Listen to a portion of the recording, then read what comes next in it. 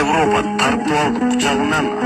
Учурду да Түркиянын учагынан ишти берип жашай бер деп ачкычсынып түнөп келем немистиндир унаасындан. Фура айдап көрдүм көптүн өлкөсүн. Малатсы жашай берсин өлбөсүн. Дагы жакшы болмок бул жактын тандырынан алмаштырса бөлкөсүн. Табияты таза жолдо чуңкур жок. Жол жээгинде биздикинде усур жок. Керек болсо полициясы мээримдүү гайлерде иштим жетим жуттум жок.